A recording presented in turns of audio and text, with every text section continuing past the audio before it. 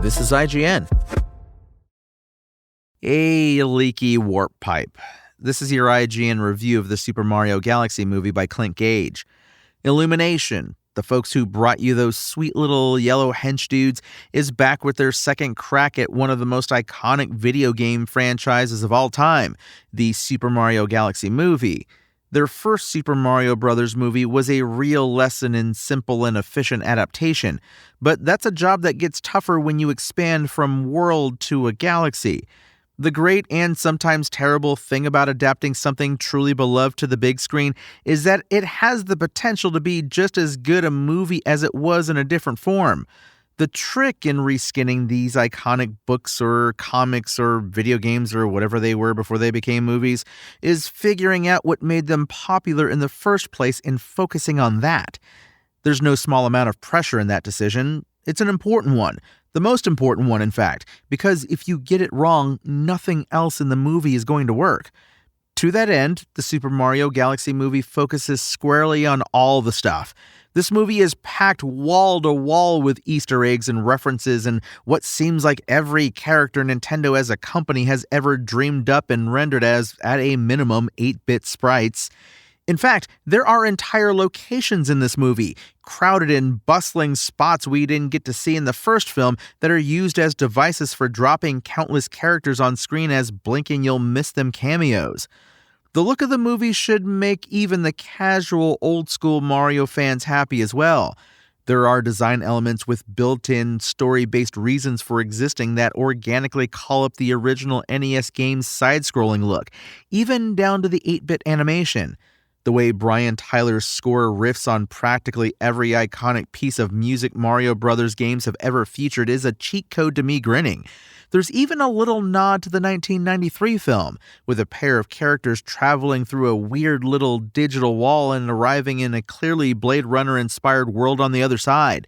All the bases are covered where the references and Easter eggs and subtle nods to hyper-specific corners of the Mario games are concerned. And that's cool! There were a handful of moments that had me saying out loud in the theater, "Oh, hey, look, it's that guy. I remember beating that level when I was a kid," probably annoying the guy sitting next to me.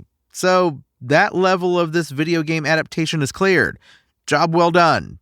But the princess of making a truly good movie is in another castle. It's a double-edged sword, this movie.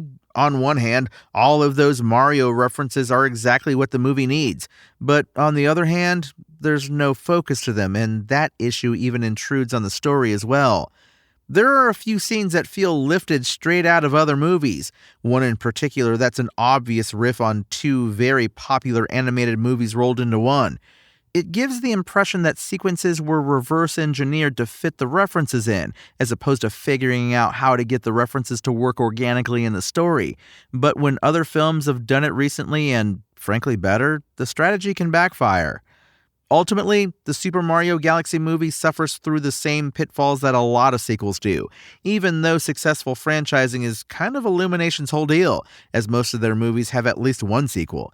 This one definitely gets bigger, as a good sequel ought to do, but if the title of the Super Mario Bros. Movie indicates a movie about sibling plumbers, the Super Mario Galaxy movie tells us this movie is about everything else. In the balancing act of working in every bit of Mario that fans might expect, while grounding the story in something relatable and worth caring about, the filmmakers leaned more towards the former. The Super Mario Galaxy movie is getting a 6. It's okay, it really is.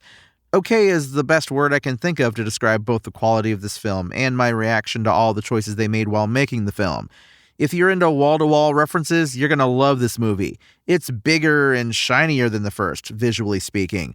While it loses points for not engaging in a strong emotional core like its predecessor, the Super Mario Galaxy movie racks up some extra lives by stuffing Easter eggs into the runtime to the point of bursting. It's fun seeing all that stuff on screen, but without some kind of relatable story thriving underneath those references, it's not as effective as it could be. The Super Mario Galaxy movie's IGN score? 6 out of 10. Thanks for listening to IGN. My name is Tony Jackson, and for the latest Mario movie news, visit us at IGN.com. You can also listen to more IGN reviews wherever you listen to podcasts. Just search for IGN movie reviews and IGN game reviews. Spoken Layer.